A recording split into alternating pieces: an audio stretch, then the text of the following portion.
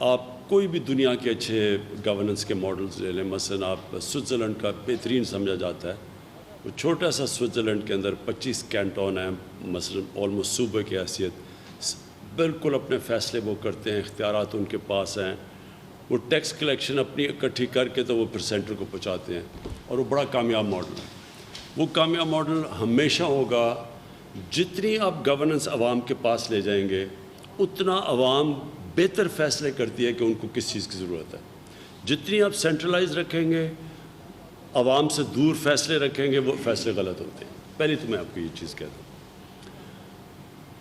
پاکستان کے اندر میں سب سے زیادہ ایڈوکیٹ ہوں ڈیولوشن کا، کہ پاور نیچے تک جائے۔ میں اب سے نہیں، آپ میری 24 سال پہلے سے بھی دیکھ لیں کہ میں ہمیشہ یہ کہتا گیا ہوں۔ ہمارا المیہ کیا ہوا کہ ہمارا پہلے تو سینٹرلائز سسٹم تھا، ساری پاور فیڈریشن کے پاس تھی۔ اس کے بعد 18th امینڈمنٹ میں فیڈریشن سے چلی گئی صوبوں میں، جو جانا چاہیے تھا لوکل گورنمنٹ سسٹم، جو بیسکلی ایک تیسرا ٹیئر ہوتا ہے، بنیاد ہوتی ہے گڈ گورننس کی، کوئی وہاں نیچے پاور نہیں گئی۔ آج آپ کے کراچی کے سارے پرابلمز اگر آپ چلے جائیں تو کیونکہ پاور ڈیوالو نہیں ہوئی، فیصلے کہیں اور ہو رہے ہیں، اگر ایک پارٹی کا پاور بیس کچھ اور ہے تو وہ اسی کو کیٹر کرتی ہے۔ اسی طرح پنجاب کے اندر کبھی پاور نیچے تک نہیں گئی۔ جو پہلی اگر آپ دیکھیں کہ جنرل مشرف کے دور میں بھی جو پاور نیچے گئی تھی، وہ بھی بعد میں جیسی 2008 کے بعد یہ گورنمنٹس آئی، پیپلز پارٹی نون لیگ، انہوں نے وہ پاورز لے لی۔ اور جو 2013 میں جو کہ کسی صوبے نے پاور ڈیوالو کی تھی اور پہلی دفعہ ولیج کاؤنسلز کو امپاور کیا تھا، وہ پی ٹی آئی کی گورنمنٹ پختونخوا میں تھی، اور وہ بہت بڑی وجہ تھی کہ وہ جو صوبہ کبھی دوسرے کو دوسری باری نہیں دیتا تھا، اس نے 2/3 ایک سیریلیشن گورنمنٹ ہمیں انہوں نے جتایا۔ اس میں ایک بہت بڑی وجہ یہ تھی کہ امپاور ہو گئے تھے نیچے ولیج کاؤنسلز۔ اب جو ہم لوکل گورنمنٹ سسٹم لے کے آ رہے ہیں اور انشاءاللہ اب الیکشن ہوگی، میرے خیال میں وہ پاکستان کی تاریخ کا بہترین لوکل گورنمنٹ سسٹم آ رہا ہے۔ ولیجز کو پنجاب اور کے پی میں جو ہم سسٹم لے کے آئے ہیں، ولیج کاؤنسلز کو نیچے پھر امپاور کیا، پیسہ ڈائریکٹلی پروونشل فائنانس ایوارڈ ہوگا، ڈائریکٹ پیسہ کسی کے تھرو نہیں جائے گا، ڈائریکٹ ولیج کاؤنسلز کو جائے گا۔ اس کے بعد جو ہم دوسری چیز لے کے آ رہے ہیں اور جو بہت امپورٹنٹ ہے خاص طور پہ ہمارے شہروں کے لیے، وہ ہے ہمارا جو پھر اس کے بعد جو ہم نے تحصیل کاؤنسلز کے اوپر ڈائریکٹ الیکشنز کروائے ہیں۔ شہروں کے ڈائریکٹ الیکشنز ہوں گے، شہروں کا ڈائریکٹ سارا شہر الیکٹ کرے گا اپنا میئر اور یا اپنا ناظم، اور وہی تحصیل میں ڈائریکٹ الیکشن ہوں گے۔ یہ کیوں ہم کروا رہے ہیں؟ اس کا سب سے بڑا مقصد یہ ہوگا کہ وہ جو انڈائریکٹ الیکشن سے آتے تھے، جو یونین کاؤنسل سے ناظم الیکٹ ہو کے آتے تھے، ہم نے ریئلائز کیا کہ اس میں بڑا پیسہ چلتا تھا، اس میں کرپشن ہوتی تھی، وہ سارے ناظموں کو پیسے دے کے اوپر آ جاتا تھا، یعنی جو میئر بن جاتا تھا، جو ہم نے کے پی میں ریئلائز کیا۔ اور وہ جب اوپر سے آتا تھا تو پھر وہ اپنے یونین کاؤنسل میں پیسہ خرچ کر دیتا تھا، باقی ایریا کو بھول جاتا تھا۔ تو جب ایک پورا شہر سے آئے گا، اور یہ ساری دنیا میں اب سسٹم ہے، تہران کا میئر ہے، لنڈن کا میئر ہے، نیو یارک کا میئر ہے، یہ میئر سسٹم ایک دنیا میں کامیاب سسٹم ہے، ڈائریکٹ الیکشن سے میئر بنے۔ اور یہ میں آپ کو پہلے بھی کہہ بیٹھا ہوں کہ کراچی کا بھی مسئلہ، لاہور کا مسئلہ، یہ کبھی بھی حل نہیں ہوگا جب تک کہ آپ ڈائریکٹ الیکشن سے آئیں، ان کو امپاور کریں، وہ اپنے فائنینس اکٹھے کریں، وہ پھر اپنی پوری سیوریج سسٹم، سارا وہ سسٹم ایک جگہ سے ایک شہر چلے۔ تو وہ جو ہم اب سسٹم لے کے آئے ہیں، وہ کے پی میں اور پنجاب کے اندر وہ اگلی الیکشنز ان تو پہ ہوگی۔ ایک طرف گراس روٹ پہ بھی پہنچ جائے گا پیسہ ڈائریکٹ، دوسری طرف جو شہر ہوں گے وہ بھی ڈائریکٹ الیکشن کے ذریعے ہوں گے۔ اور میرے خیال میں میں بڑی دیر کا کہہ رہا ہوں کہ کراچی کے مسئلے حل ہو ہی نہیں سکتے جب تک کہ آپ کے کراچی کے ڈائریکٹ الیکشنز نہ ہوں، اور خود کراچی کے مسئلے، پانی کا، سب کچھ، یہ صرف ایک ہی جو ساری میں کوئی نئی بات نہیں کہہ رہا، یہ ساری دنیا میں یہی سسٹم ہے۔ اب آ جائے جی این ایف سی ایوارڈ پہ۔ دیکھیں این ایف سی ایوارڈ جو ہے اس کے اندر ایک اناملی ہے۔ جیسے ہی آپ پیسہ فیڈرل گورنمنٹ صوبوں کو چلا جاتا ہے 65%، صوبوں کے بعد جب اپنی سیکیورٹی کو جاتا ہے اور جب ڈیٹ سروسنگ قرضوں کی قسطیں واپس کرنے پہ جاتا ہے، تو شروع ہی ہوتا ہے فیڈریشن 700 ارب روپے کے خسارے سے. تو سارا جو فیڈرل بجٹ پر بنتا ہے وہ سارے قرضے لے کے بنتا ہے. یہ بالکل ایک انفیزبل ہے. یہ کوئی دنیا کے اندر ایسا بجٹ نہیں بنتا. جنہوں نے بھی یہ شروع کیا تھا جب بھی 80th امینڈمنٹ، انہوں نے پوری طرح سوچا ہی نہیں کہ یہ کیسے، کون سی دنیا میں کس طرح کا سسٹم چل سکتا ہے. اس کے اوپر ڈسکشن کی ضرورت ہے، ریویو کی ضرورت ہے، تاکہ کوئی ایک بجٹ بنے جو یعنی کوئی بھی دنیا میں بجٹ خسارے سے نہیں شروع ہوتا اور پھر سارے مزید اور قرضے لے کے وہ چلتا ہے. اس کے اوپر مزید اس کی ضرورت ہے. جہاں تک آپ نے ٹیلی میٹری سسٹم کا کہا، میں نے اس کے اوپر انکوائری بلائی ہے. یہ جان کے سیبوٹاج کیا گیا ہے، یا ہم نے چیک کیا کہ جان کی یہ ٹیلی میٹری سسٹم کو چلنے نہیں دیا جاتا، اور یہ بڑا انفیئر سسٹم ہے. میں نے پچھلی میٹنگ کے اندر انکوائری کروائی ہے. اس کے اندر ہم پوری انکوائری کریں گے کون ذمہ دار ہے. ابھی سے ہی ہم نے فیصلہ کیا کہ کے صوبوں کے اندر یہ جو مسئلہ آتا ہے پانی کا، یہ ایک ہی وقت پہ کلیئر ہو جائے. جو ساری دنیا کے اندر ہوتا ہے ٹیلی میٹری سسٹم ہوتا ہے، سب کو پتہ ہوتا ہے کس کا شیئر کدھر جا رہا ہے. یہ جان کے خراب کیا گیا ہے اور اس میں میلیفائڈ ہے، اور اس میں پھر تنازع پیدا ہوتے ہیں صوبوں کے بیچ میں. سب سے بڑا یہ ایشو ہے سندھ میں کہ 44 ارب روپیز کوالٹی پریمیم کے ان پہ ہیں. سپریم کورٹ آف پاکستان نے حکم دیا ہے کہ آبادگاروں کو، گروورس کو 44 ارب روپیز وہ دیے جائیں، مگر ان کے آرڈرز کے باوجود بھی وہ آبادگاروں کو، گروورس کو ابھی تک نہیں مل رہے. بار بار گروورس ہائی کورٹس میں، سپریم کورٹ میں جا رہے ہیں احکامات کے باوجود. اوپر سے لوکٹس آ گیا، اس میں سندھ گورنمنٹ کا اپنا اوپینین ہے، مگر وفاقی سرکار سے وہ ایکشن نظر نہیں آ رہا. وہ اتنا ہی ہمارے پاس سمجھا جاتا ہے جتنا کرونا ڈینجرس ہے، اتنا لوکٹس کا ایشو بھی سیریس ہے. میں یہاں جنرل افضل ہے نہیں. جنرل افضل اگر ہوں تو وہ آپ کو بتائیں گے کہ کتنی 1 جنوری سے 31 جنوری سے ہم نے ایمرجنسی ڈکلیئر کی ہوئی ہے. ہم نے پوری ریسورسز ایلوکیٹ کی ہیں. مسلسل صوبوں کی کیا ذمہ داری ہیں، سینٹر کی کیا ذمہ داری ہے. ہم نے سینٹر نے، کیونکہ نیشنل کرائسس ہے، اپنے سے بڑھ کے کام کر رہے ہیں. آپ کو پوری ڈیٹیلز دیں گے کہ ہم تب سے کیا ہم نے کوششیں کی، کتنی ریسورسز اپنی ایلوکیٹ کی. بدقسمتی سے ہمیں جو جہاز تھے، جو وہ یہ اسپرے کے لیے جہاز تھے، تو جب ہمیں دیکھے تو وہ 1990 کے پڑے سب خراب تھے. ایک چلانے کی کوشش کی، وہ بیچارہ کریش کر گیا، ہمارا پائلٹ بھی شہید ہوا اس میں. تو سینٹر نے پورا زور لگایا ہوا ہے. یہ بہت بڑا کرائسس ہے پاکستان کا. 31 دسمبر سے جنوری سے ہم اس کے اوپر پورا کانسنٹریٹ کر رہے ہیں. ہم ان ٹچ ہیں ایران کے ساتھ، ہندوستان کے ساتھ، کیونکہ یہ صرف پاکستانی اکیلا نہیں لڑ سکتا. یہ بہت بڑا کرائسس ہارن آف افریقہ سے آ رہا ہے. وہ ادھر انہوں نے بڑی تباہی مچائی ہے، آپ کو پتہ ہے، صومالیہ وغیرہ، سوڈان کے اندر، اور وہ یہ بالکل فالو کر رہے ہیں. اور ہم ان دو ملکوں سے، کیونکہ ایران سے بھی آ رہا ہے اور ہندوستان سے ہمیں ڈر ہے کہ جولائی کے دور سے بھی آ سکتا ہے. تو صرف یہ میں آپ کو کہہ دوں گا پوری طرح اس کے اوپر آ گئے ہیں. ہماری میٹنگز کے اندر سارے صوبے بیٹھتے ہیں، ہم سارے پورے ڈسکشنز کرتے ہیں. یہ بڑی بدقسمتی ہے کہ اگر یہ کوئی یہ اس کے اوپر پالیٹکس، جس طرح کرونا کے اوپر پالیٹکس کھیلی، بڑی بدقسمتی ہے. سب چیز کوآرڈینیشن سے ہو رہی ہے. اور میں یہ آپ کو بتا دوں کہ کئی چیزیں جو ہمارے ہاتھ میں ہیں، ہم پوری کوشش کر رہے ہیں. کئی چیزیں ہمارے ہاتھ میں نہیں ہیں، کیونکہ اگر وہ دوسرے ملکوں نے ایکشن نہ لیا، مثلا ایران سے جو آئے گی اور جو ہندوستان سے آئے گی اور جو بھی ہارن آف افریقہ سے آ سکتی ہے، تو اس کے اوپر ہم ڈپینڈنٹ ہیں اور بھی دنیا میں ملکوں میں. اور اس میں ہم FAO کے ساتھ مسلسل کانٹیکٹ کے اندر ہیں.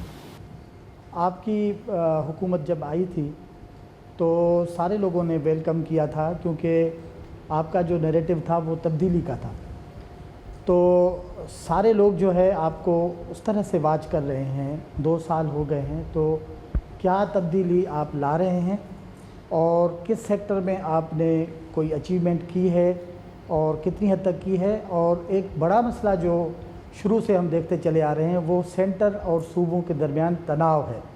اور وہ اس وقت بھی شدت یہ نہیں ہے کہ وہ صرف آپ کی حکومت میں ہے. اس سے پہلے بھی جو حکومتیں تھیں، وہ نون لیگ کی حکومت تھی یا خود پیپلز پارٹی کی اپنی حکومت تھی، تو بھی یہ تناؤ چلتا آ رہا تھا. یہی ٹیلی میٹری سسٹمز یا یہ جتنی چیزیں جو ڈیولپ کی گئی تھی وہ بھی اسی تناظر میں ہم دیکھتے ہیں.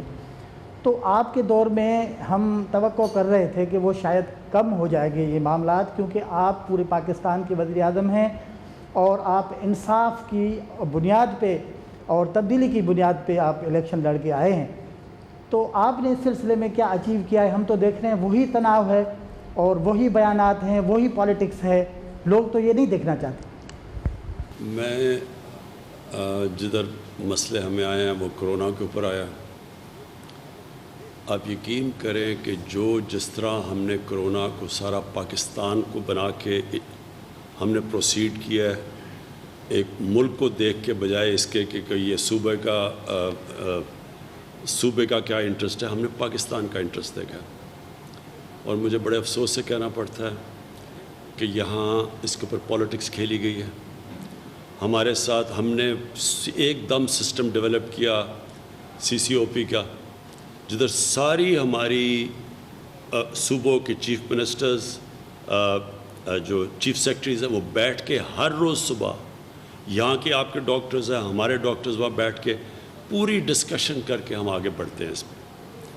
افسوس سے مجھے کہنا پڑتا ہے کہ ہماری کئی میٹنگز ہوئی ہیں، NCC کی میٹنگ ہوئی ہے جس میں سارے چیف منسٹر ہیں، ہم نے بیٹھ کے کنسنسس سے فیصلہ کیا. اس کے 1 گھنٹے کے بعد جا کے ٹی وی پہ دیکھتے ہیں کہ پیپلز پارٹی کے وزیر کچھ اور ہی باتیں کر رہے ہیں کہ جی سینٹر نے ہمارے سے یہ کر دیا، وہ کر دیا. یعنی ایک فیصلہ ہم نے چلا، سارے صوبوں کو آن بورڈ لے کے چلے. ہم نے صرف ایک یہ تھا کہ انہوں نے ایک دم جب شروع میں لاک ڈاؤن کیا تو یہاں سندھ میں انہوں نے بڑا سخت لاک ڈاؤن کر دیا. میں تو پہلے دن سے کہہ رہا تھا کہ سخت لاک ڈاؤن اس ملک میں جس میں غربت ہے، 40% کراچی تو کچی بادیوں میں ہے. کہیں میں مجھے دنیا میں بتا دے جدھر کچی بادیاں لوگ 8 کمرے ایک کمرے میں ہوں، جدھر ڈیلی ویجر ہو، جدھر دیہڑی دار، جدھر آپ کے 25 ملین 2.5 کروڑ لوگ جو دیہڑی کے اوپر اپنے بچوں کا پیٹ پالیں اور جو یا ہفتے کی تنخواہ پہ بچوں کا پیٹ پالیں، اس ملک کے اندر اگر آپ ملک بند کر دیں. شروع میں انہوں نے بند کر دیا سندھ نے، میرے سے تو نہیں پوچھا کسی نے. میں تو پہلے دن سے لگا، آپ میری پہلی سٹیٹمنٹ پڑھے، میں نے کہا ہمارے لیے ڈبل پرابلم ہے، ایک طرف کرونا سے بچانا ہے، ایک دفعہ لوگوں کو بھوک سے بچانا ہے. یہ حال کر دیا انہوں نے جب شروع میں بند کیا، اور ان کو دیکھ کے باقی صوبوں نے بھی بند کر دیا. میں نے تو نہیں، ہم تو 80th امینڈمنٹ میں صوبوں کے پاس اختیارات ہیں، اپنے فیصلے کر سکتے ہیں. نتیجہ یہ ہوا آپ کہیں گاڑی جا رہی تھی کہ غریبوں کی بستیوں میں گاڑیوں کے اوپر حملے شروع ہو گئے، لوگوں نے گاڑیوں لوٹنی شروع کر دی، کرائم اوپر چلی گئی. اب بھوکے لوگ وہ کیا کریں گے؟ تو ہم نے سب سے عقل مندی کی، آہستہ آہستہ ہم نے لاک ڈاؤن کھولنا شروع کیا، اور کنسٹرکشن اور باقی چیزوں کو، جس کو سمارٹ لاک ڈاؤن کہتے ہیں، کہ عقل سے لاک ڈاؤن کریں، کیونکہ 22 کروڑ لوگوں کو تو آپ بند نہیں کر سکتے. ساری ایک سٹیپ کے اوپر سارے صوبوں کو ہم نے بات کی اور ان کو کٹھے لے کے چلے، ایک چیز کے اوپر. ہوتا کیا تھا ادھر سے وہ بیٹھے ہوئے وہاں مراد علی شاہ، وہ مانتے ہیں بات کنسنسس، بعد میں جا کے بلاول کوئی اور ہی اسٹیٹمنٹ دے رہے ہیں. وہ کہہ رہے ہیں جی آپ اگر دیکھیں اٹھا کے کہ جو ہم نے جو NDMA سے جو ہم نے سامان پروکیور کیا، بالکل ہم نے پوری طرح انصاف کے پیمانے میں سارے صوبوں میں بانٹا. آپ اٹھا کے دیکھ لیں، ہر جگہ ہم نے چیزیں جو ہم ابھی یہ لوکس پہ کر رہے ہیں، کئی ذمہ داریاں صوبے کی ہیں کہ سینٹر کی ہیں، اس کے باوجود سینٹر پوری مدد کر رہا ہے صوبوں کی.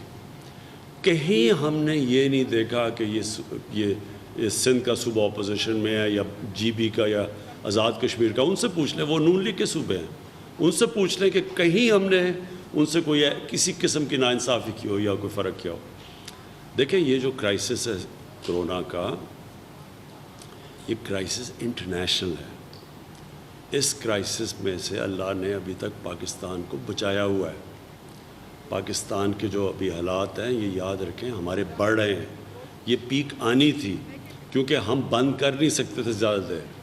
بڑے بڑے ملکوں کا دیوالیہ نکل گیا ہے جو کہ ہمارے سے امیر ترین ملک ہیں. جب آپ لاک ڈاؤن کرتے ہیں ایک معاشرے کو کوئی بھی معاشرے کے اندر یہ برداشت نہیں ہو سکتا. آج امریکہ میں 20 صوبوں کے اندر کرونا بڑھ رہی ہے, اس کے باوجود وہ لاک ڈاؤن کھول رہے ہیں. ہندوستان کے اندر ہمارے سے تیزی سے افواہ بڑھ رہی ہے. انہوں نے سب سے زیادہ سخت لاک ڈاؤن کیا. آج وہ مجبور ہیں کھولنے میں. ان کے لوگ بھی زیادہ مر رہے ہیں, ان کے بھوک سے بھی لوگ زیادہ مر رہے ہیں.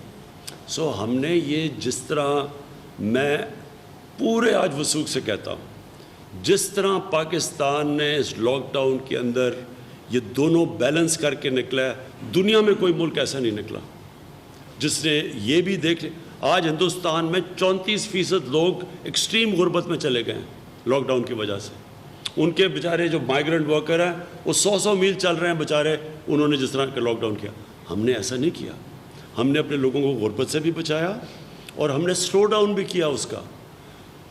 جو یہ میں آخری بات ضرور کہوں گا کہ کوئی بھی دنیا کے اندر ملک اس سے کامیابی سے اس کے اوپر نہیں کامیاب ہو سکتا یہ کرونا وائرس سے, جب تک کہ عوام خود ذمہ داری نہ لے اور SOPs پہ نہ چلے. جو ملک کامیابی سے چل رہے ہیں, مثلا جرمنی ہے اور یہ جو سویڈن ہے, جنہوں نے ان کے SOPs پہ لوگ عمل کر رہے ہیں. یہاں لوگ سیریس ہی نہیں لیتے. اب ہم پوری اس سے سخت کیمپین کرنے لگے ہیں. اب ہم نے فیصلہ کیا ہے کہ ہم فائنز کریں گے لوگوں کو, وہ جو نہیں چل رہے ان کے اوپر ایکشن لیں گے. لیکن علاقوں کے اندر یہ پوری طرح ملک نہیں بند کریں گے. اسمارٹ لاک ڈاؤن یعنی علاقوں کے اوپر, اور ہمارے پاس پوری اب ٹیکنالوجی کی وجہ سے ہمیں پتہ چل گیا ہاٹ سپاٹس کدھر ہیں, ان کے اوپر اب ہم ایکشن لیں گے. ایک یہ میں چاہوں گا کہ آپ کو ثانیہ بتائیں, جو کہتے ہیں نا کہ جی سندھ سے کوئی ہمارا سلوک ٹھیک نہیں. یہ جو ہمارا سب جس نے اس وقت لوگوں کو بھوک سے بچایا وہ ہے ہمارا احساس کا پروگرام, جو شفافیت سے اور اتنے تھوڑے ٹائم میں اتنا زیادہ پیسہ بانٹا ہے. یہ ذرا آپ پہلے بتا دیں کہ ہم نے سندھ کے لیے, حالانکہ سینٹر سے پیسے جا رہے ہیں, لیکن ہم نے سندھ کے لیے یعنی جو ایلوکیشن کی, پہلی دفعہ سب سے زیادہ پیسہ سندھ میں گیا. ابھی بھی جو پرائم منسٹر کا ریلیف فنڈ ہے وہ آپ پلیز بتائیں, جو میں آج لڑکانہ میں بھی کر رہا ہوں, ہے پرائم منسٹر کا فنڈ, پیسے میں نے اکٹھے کیے, سب سے زیادہ پیسہ سندھ میں آ رہا ہے. جی شکریہ وزیر اعظم صاحب. 3 چیزیں میں کہنا چاہوں گی. سب سے پہلے تو یہ کہ سندھ کے لیے وفاقی حکومت نے احساس ایمرجنسی کیش کی مد میں 60 بلین کی ترسیل ہو رہی ہے, اور یہ تقریباً 2/3 ابھی مکمل ہو چکی ہے, 1/3 ابھی بھی ہونی ہے. 60 بلین, 60 ارب. دوسرا یہ کہ 50 لاکھ خاندان جو ہیں سندھ میں وہ اس امداد سے مستفید ہوں گے. اور آپ کو معلوم ہے ہمارے سینسس کے مطابق ہر خاندان میں تقریباً 7 لوگ ہوتے ہیں, تو 50 کو آپ 7 سے ملٹیپلائی کریے, تو یہ بہت بڑی لوگوں کی تعداد ہے جو سندھ میں مستفید ہو رہی ہے. تیسری بات میں آپ سے یہ شیئر کرنا چاہوں گی کہ ہم نے فیصلہ یہ کیا تھا جب احساس ایمرجنسی کیش پہلے شروع کی تھی کہ ہم صوبوں کے حصے جو ہیں وہ 2017 کی مردم شماری کے مطابق رکھیں گے, اور اس کے مطابق سندھ کا حصہ جو تھا وہ 22% تھا. مگر جب فائنل فگرز ہم نے دیکھی تو اس میں سندھ سے سب سے زیادہ لوگوں نے امداد مانگی ہوئی تھی, کیونکہ غربت یہاں بلوچستان کے بعد غربت یہاں سب سے زیادہ ہے, تو یہاں سب سے زیادہ امداد مانگی ہوئی تھی لوگوں نے. ہم نے پہلے لوگوں سے پوچھا کہ کون کون مستحق لوگ ہیں, انہوں نے اپلائی کیا. جی میں بتا دوں تو احساس ایمرجنسی کیش کو اگر آپ کلوزلی فالو نہیں کرتے رہے تو میں آپ کو اس کے طریقہ کار بتا دوں کہ لوگ ریکویسٹ کر سکتے تھے ہمیں امداد. ایک تو کیٹیگری تھی نا جو BISP کی پرانی لسٹس تھیں, ہم کفالت میں لے آئے تھے, ان سے لوگ غیر مستحق لوگ ایگزٹ کر کے ان کو تو ہم نے دے دیا تھا, مگر وہ صرف 4.5 ملین تھے. یہ جو اب ہمارے پوری احساس ایمرجنسی کیش جو ہے یہ 16.5 ملین لوگوں کی امداد ہے. یہ ایک بہت بڑی پاکستان کی تاریخ کی سب سے بڑی امداد ہے. تو اس کے لیے ہمیں لوگوں کی ضرورت پتہ کرنی تھی کہ کس کو ضرورت ہے. اس کے 2 راستے کھولے گئے جیسے وزیر اعظم صاحب فرما رہے ہیں. ایک ہم نے 8171 کی جو SMS اسکیم آپ سب نے سنی ہوگی, ایک ہم نے وہ کھولی نمبر 1, اور نمبر 2 پرائم منسٹر کے پورٹل کے اوپر ایک پرفارما کھولا पहले हमने 8171 वाली स्कीम चलाई, फिर हमने प्राइम मिनिस्टर के पोर्टल पे फॉर्म खोला और हमारे पास जो तमाम एप्लीकेशंस आईं उसको फिर हमने डेटा के ज़रिए उसकी जांच पड़ताल की, बिल्कुल एक गैर सियासी तरीके से। उसमें इंसानी मुदाखलत का कोई रास्ता नहीं था, बिल्कुल डेटा और की बुनियाद पे उसकी जांच पड़ताल हुई। क्योंकि आपको मालूम है कि हमारे जो नेशनल आइडेंटिटी कार्ड नंबर हैं उसके साथ हमारी टैक्सेशन, गाड़ी की ओनरशिप, बिलिंग, एफबीआर का स्टेटस, फॉरेन ट्रैवल सब उसके साथ मुंसलिक होता है। जांच पड़ताल के बाद जो 16.5 मुस्तहिक लोग निकले, पहले हमने क्योंकि बजट 12 मिलियन का था, यानी कि 1 करोड़ 20 लाख का था, उनके लिए तो हमारे पास बजट था। मगर जब हमने जांच पड़ताल की तो 16.5 मिलियन यानी कि 1 करोड़ 60 लाख लोग मुस्तहिक निकले। तो हम वज़ीर आज़म साहब के पास प्रपोज़ल 2 लेके गए। एक प्रपोज़ल तो ये था कि हम इसको भी मरदमशुमारी के फार्मूले पे ही रखें कि सिंध का शेयर 22% ही रहे।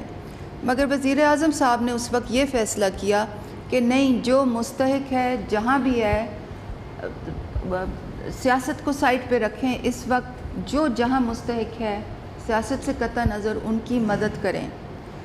और वज़ीर आज़म के फ़ैसले के बाद सिंध का शेयर 22 से बढ़ के 31% हो गया। पंजाब का जो शेयर था वो 51 से 43 हो गया। केपी का सिर्फ 1% बढ़ा 16 से 17, मगर सिंध का 22% से 31% हो गया। और ये फ़ैसला वज़ीर आज़म साहब ने ख़ुद किया, क्योंकि इनके लिए बहुत आसान था, ये कह देते कि जी पॉपुलेशन के जो फार्मूला है उसी के मुताबिक आप चलें। मगर ये एक बहुत ही गैर सियासी बुनियादों का फ़ैसला था और ये इस बात की अक्कासी करता है कि एहसास एमरजेंसी में ही नहीं, बाकी तमाम जो वफाकी हुकूमत जो कोरोना वायरस से मुतालिक तमाम जो फ़ैसले कर रही है वो बिल्कुल गैर सियासी बुनियादों पे कर रही है, बिल्कुल सियासत को बाहर रख के कर रही है। क्योंकि ये लोगों की सेहत का मामला है और लोगों की भूख का मामला है। बहुत हमने ये एहसास एमरजेंसी के ऐश में देखा है कि सिर्फ बिल्कुल जो गरीब तबका नहीं है, बहुत अच्छे लोग भी बहुत मुश्किलात में आ गए हैं। होटल के वेटर हैं, टैक्सी ड्राइवर हैं, दर्जी हैं, प्लम्बर्स हैं, जो घर सारा सर्विस सेक्टर इसकी मद में है। तो आखिर में मैं ये सिर्फ 3 चीज़ें पॉइंट्स दोबारा दोहराना चाहती हूँ। 60 बिलियन सिंध के लिए जो शफाफ तरीके से दिया जा रहा है, नंबर 1। नंबर 2 50 लाख ख़ानदान, और नंबर 3 ये कि सिंध का जो शेयर है वो 22% से बढ़ाकर 31% कर दिया है। और इसमें एक और चीज़ मैं ऐड कर दूँ, एहसास प्रोग्राम कि पूरी पाकिस्तान से जो पॉलिटिकल पार्टी की जो प्राइम मिनिस्टर से कोई प्रेशर था वो ये था कि इसको लेबल करें प्राइम मिनिस्टर अपनी तस्वीर के साथ और अपनी पार्टी के नाम के साथ। और प्राइम मिनिस्टर ने इसको रजिस्ट किया कि क्योंकि ये एक फलाही काम है और ये कोई मैं अपनी जेब से नहीं कर रहा, ये मेरा एहसान नहीं है लोगों के ऊपर, तो मैं नहीं चाहता कि उसको पोलिटिसाइज़ करें। हालांकि बहुत सारी दीगर पॉलिटिकल पार्टियों ने अपने झंडे, अपने बैनर लगाए, लोगों को थोड़ा सा उसमें धोखा भी हुआ कि शायद कोई और पार्टी ये काम कर रही है, लेकिन प्योरली अल्लाह की रज़ा के लिए और अपने लोगों की खिदमत के लिए और जो मदीना की रियासत का क़याम था उसके तस्वुर के तहत भी हमने ये काम किया। अहम बात कहना भूल गई, ये जो 22% से जो 31% हुआ है, इसका फ़ंड ये प्राइम मिनिस्टर के कोविड रिलीफ फ़ंड से आ रहा है। क्योंकि कोविड में जो कंट्रीब्यूशंस लोग देते हैं वो इनकी क्रेडिबिलिटी की वजह से देते हैं, इनकी इंडिविजुअल स्टैंडिंग की वजह से देते हैं। तो उन्होंने जब, जैसे कि मैंने पहले बताया, जब इनके सामने हमने फिगर्स रखे तो उन्होंने कहा नहीं, जो फ़ंड मैं इकट्ठा कर रहा हूँ वो ये जो गैप है इसको फिल करने के लिए दिया जाए। और इस बात से बिल्कुल कतई नज़र कि लोग कहाँ पे हैं, अगर सिंध में ज़्यादा हैं तो उनको सिंध में दे दिया जाए। आज मैंने 2 ट्वीट्स में भी इसकी पूरी तफसील जो है कैटेगरी वाइज वो भी की है कि जो पीएम पोर्टल से जो एप्लीकेशंस आई हैं उसमें तो सिंध का बहुत ही ज़्यादा शेयर है। वो मनोअन जैसे आई थी वो वैसे ही फ़ंड हो गई हैं। जो हमारी 8171 स्कीम से जो स्पिल ओवर की वेटिंग लिस्ट थी जिसमें सिंध का एक बहुत बड़ा शेयर था, वो जैसी थी वो वैसे ही फ़ंड हो गई हैं। اس میں کوئی اس کی پوری آڈٹ ٹریل ہے انالیسس کی. براہ کرم اس کو ایلیبریٹ کر دیجیے, بی آئی ایس پی اور احساس کا ڈفرینس ہمارے سندھی میڈیا کو بتا دیجیے, چونکہ انہوں نے اپنے تصویریں لگا دی, یہ کر دیا وہ کر دیا کہ جی, اور لوگوں کو گمراہ کرنا میں چاہتا ہوں کہ آج اس میڈیا کو پتا چلے بی آئی ایس پی کیا تھا اور یہ کیا ہے, کتنا فرق ہے وہ آپ پلیز ایلیبریٹ کر دیجیے. بی آئی ایس پی کی پرانی لسٹ تھیں 5 ملین, اس میں سے ہم نے 8 لاکھ لوگ ایگزٹ کیے تھے, وہ ہٹائے تھے. وہ کیوں ہٹائے تھے تفصیل میں آپ سب کو معلوم ہے. جو بقیہ 4.5 ملین ہیں ان کو ہم نے اپنے کفالت پروگرام میں شامل کر کے 3 مہینے کی جو قسط تھی وہ زیادہ کر کے اکٹھی دے دی ہے. مگر میں آپ کو بتا رہی ہوں کہ احساس کیش میں 16.5 ملین لوگوں کی ہیلپ ہو رہی ہے. تو 12 ملین جو یہ لوگ ہیں یہ کون ہیں؟ ان کا بی آئی ایس پی کی پرانی لسٹوں سے کوئی تعلق نہیں ہے. یہ نئے وہ لوگ ہیں جو ہمیں 8171 سے آئے ہیں, جو پی ایم پورٹل سے آئے ہیں. ہمیں ان کی سیاسی افیلیشنز کا کچھ نہیں پتہ. جی. اور دوسری پرائم منسٹر صاحب اگر آپ اجازت دیں تو میں ایک اور بات کی وضاحت کر لوں. ہم آج گورنمنٹ ہاؤس میں شاید 50 گورنرز گزرے ہیں, ایک گورنر کے نام کے ساتھ یہ ہاؤس لنک نہیں ہو گیا. حکومت کے جو ادارے ہوتے ہیں ان سے پروگرامز ڈیلیور ہوتے ہیں. بی آئی ایس پی ایک ادارے کا نام ہے. پیپلز پارٹی گورنمنٹ میں بھی اس میں وسیلہ تعلیم, وسیلہ صحت, وسیلہ روزگار, وسیلہ XYZ تھے. ہر حکومت اداروں سے اپنے پروگرامز ایگزیکیوٹ کرتی ہے. یہ فرق سمجھنا بہت ضروری ہے. سندھ کے جو مدنی مسائل ہیں ان پر سندھ کے لوگوں کا حق جو ہے آئینی حق, اس کے معاملات ہیں.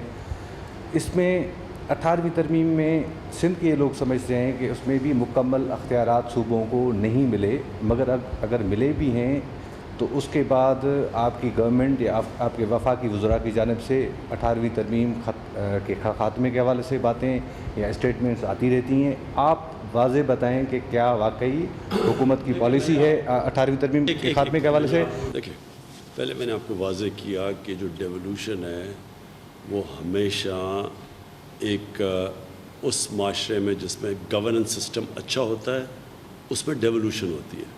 یہ تو میں سمجھتا ہوں کہ ڈیولوشن اس میں ضروری ہے.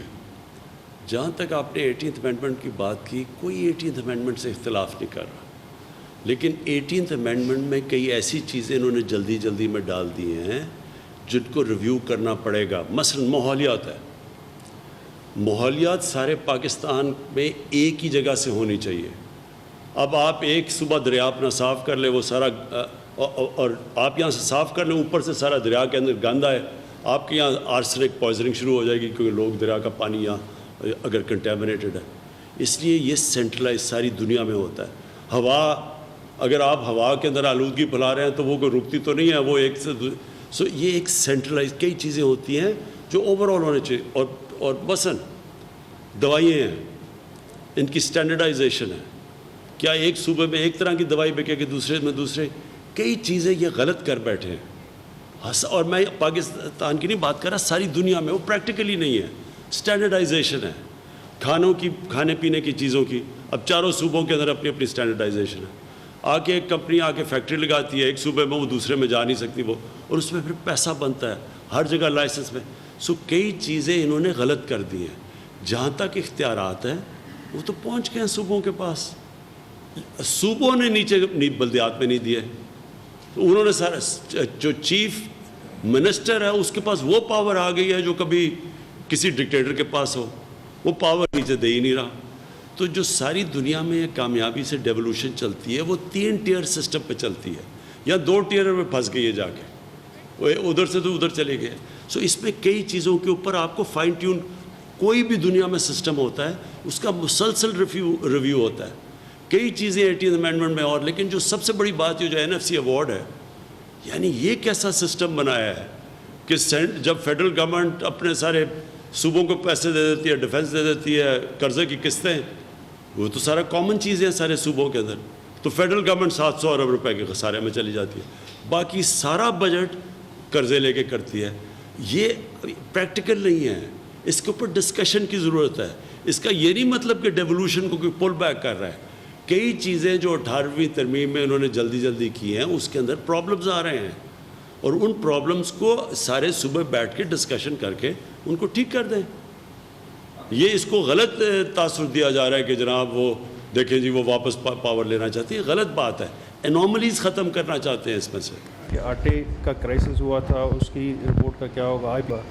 اور دوسری بات یہ کہ آپ کی جو صوبائی یہاں پہ پی ٹی آئی کی قیادت ہے وہ سندھ حکومت کی کارکردگی کو بنیاد بنا کر مرکز کو مداخلت کی جو ہے وہ اپیلیں کرتی ہے. آپ کیا سمجھتے ہیں کہ کیا سندھ میں اس حوالے سے مرکز کے پاس کوئی گورنر رول کا آپشن موجود ہے؟ پہلے میں شوگر کی یہ بات کر دوں. اس ساری شوگر رپورٹ کے اندر کیا چیز سامنے آئی ہے؟ سارے دونوں پولیٹیکل پارٹیز کی جو پولیٹیکل ایلیٹ ہے وہ ساری شوگر ملز میں چلی گئی ہے، اور وہ جو ساری جو پالیسیز گورنمنٹ کی وہ ہائی جیک کر بیٹھی ہے، جس کو ایلیٹ کیپچر کہتے ہیں. 4 سالوں کے اندر 4 سالوں میں 29 ارب روپے کی سبسڈی لی ہے انہوں نے، اور ٹوٹل ٹیکس 80 شوگر ملز نے 9 ارب روپیہ دیا. یعنی اس سے زیادہ ظلم کیا ہو سکتا ہے کہ عوام کے پیسے پہ چل رہی ہیں، ٹیکس وہ نہیں دے رہا ہے. گنے والوں کو جو ساری رپورٹ کے اندر آیا ان بیچاروں کو پیسے نہیں دیتے، جو محنت کاش سارا وقت کام کر کے تو جا کے کھڑا ہوتا ہے اس کو پیسے سال تک پیسے نہیں دیتی. 180 روپیہ فکس ہوتا ہے، ان کو کٹوتی کر کے 140 روپے وہ بھی پیسے مار جاتی ہیں. پھر انہوں نے شوگر سٹاکس رکھے ہوئے ہوتے ہیں، ان کے اوپر سٹا کھیلتے ہیں، پھر ایکسپورٹ کے نام پہ ریبیٹ لیتے ہیں، وہ چینی یہیں بک جاتی ہے، اس سے سیلز ٹیکس بھی بچا لیتے ہیں، اس سے بلیک کا پیسہ بھی وائٹ. یعنی اتنا بڑا سکیم اس کے اندر نظر آیا ہے. اور سب سے بڑی چیز کیا نظر آئی ہے کہ جو ریگولیٹرز تھے، مثلا SECP تھی، مثلا FBR ہے، مثلا کمپٹیشن کمیشن، یہ ساروں کو کیپچر کیا ہوا تھا انہوں نے، وہ ان کے ساتھ ملے ہوئے تھے کیونکہ وہ سارے تکڑے لوگ تھے. تو یہ جو پولیٹیکل ایلیٹ نے شوگر، مہنگی چینی بیچی جاتی ہے پاکستان میں دنیا سے، اس کی کوالٹی بھی ٹھیک نہیں ہوتی، سبسڈیز بھی گورنمنٹ سے لیتے ہیں، گنے والوں کو بھی پیسہ نہیں دیتے، عوام مہنگی چینی لیتی ہے، اس کے علاوہ جو گورنمنٹ ہے اس کے ٹیکس بھی چوری کرتے ہیں. اور یہ کیوں نہیں ان کو پوچھ سکتا کہ وہ سارے پاور پہ بیٹھے ہوئے ہیں. جو بھی اب انہوں نے جو کیس کیا لاہور ہائی کورٹ پہ، اسلام آباد ہائی کورٹ میں، کبھی آج تک سنا ہے کہ ایک کمیشن کی رپورٹ کے اوپر اسٹے آرڈر مل جائے؟ یہ کبھی کسی نے تصور کر سکتے ہیں؟ وہ تو کمیشن کی رپورٹ ہے، آگے تو ایکشن لینا ہے نیب نے، FIA نے، ان کی فائنڈنگز کے اوپر کچھ کہیں. آپ نے انکوائری کے اوپر کیسے، چینی 26 روپے مہنگی ہوئی ہے، انکوائری کروائی گورنمنٹ نے، اس کی رپورٹ آ گئی، اس کے اوپر اسٹے آرڈر کیا؟ یہ ان کی طاقت ہے.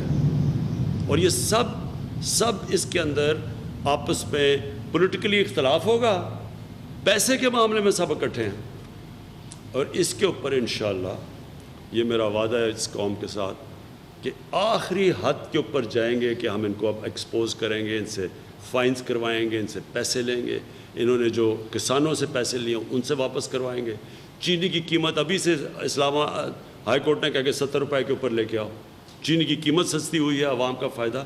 تو یہ ہر حد کے اوپر جائیں گے، اور یہ ہر جگہ کے اوپر آپ کو یہ مافیاز نظر آئیں گے، آپ کو یہ اور بھی بڑے یہ جو کارٹلز بنے ہوئے ہیں ابھی ان کے پیچھے بھی اب ہم جائیں گے. جو پینڈیمک کے حوالے سے جو پالیسی دکھ رہی ہے اس میں لگتا ہے کہ ہم جو ہے وہ ہرڈ امیونٹی کی طرف جا رہے ہیں. اگر ایسا ہے تو پھر اس کا اعلان کیوں نہیں کیا جاتا کہ ہم اس طرف جا رہے ہیں؟ میرے صرف پوائنٹ یہ ہے کہ یہ جو آپ کرونا کی بات کر رہے ہیں اس پہ میں صرف آخری بات کرتا ہوں. دیکھیں کرونا جو ہے اس کے اوپر میں پھر سے یہ کہوں گا کہ جو پاکستان نے اس کے اوپر قدم اٹھائے ہیں، میرے خیال آپ دنیا میں کسی بھی ہیڈ آف سٹیٹس کی سٹیٹمنٹس دیکھ لیں، وہ کبھی کچھ کہتے تھے کبھی کچھ کہتے تھے. جو ڈونلڈ ٹرمپ کی سن لیں، بورس جانسن کی سن لیں، آپ میری پہلے دن سے آج تک سٹیٹمنٹ دیکھ لیں، کبھی اس کے اندر کوئی تضاد نہیں آیا. وجہ یہ ہے کہ ہم نے NCOC بنائی، ہم نے ڈاکٹرز بٹھائے، ہم نے پہلے دن سے اس کے اوپر مسلسل ساری دنیا کو اسٹڈی کیا، اپنے ملک کو اسٹڈی کیا. اس لیے ہماری کنسسٹنسی سٹیٹمنٹ میں تھی، اور اس لیے ہم نے اپنے ملک کو بڑے عذاب سے بچایا جو آج ہندوستان پھنس گیا ہے. اگر مجھے جو سارے انہوں نے پریشر پہلے 2-3 ہفتے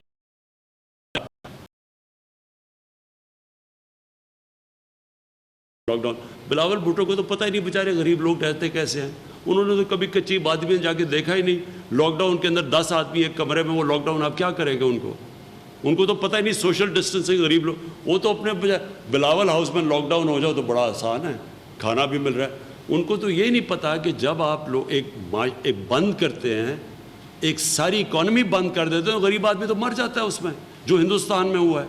تو وہ میں کریڈٹ لیتا ہوں، میں نے پہلے دن سے کہا کہ غریب آدمی کو ہم نے بچانا ہے، کیونکہ وہ کچلا جائے گا اس کے اندر، اور اللہ کا شکر ہے احساس پروگرام کی وجہ سے، اور جو ہم نے نیچے سے اپنے ایگریکلچر کھولا رکھا، اپنے یہ کنسٹرکشن جلدی شروع کر دی، ہمارا وہ حال نہیں ہے جو آج ہندوستان کا ہے۔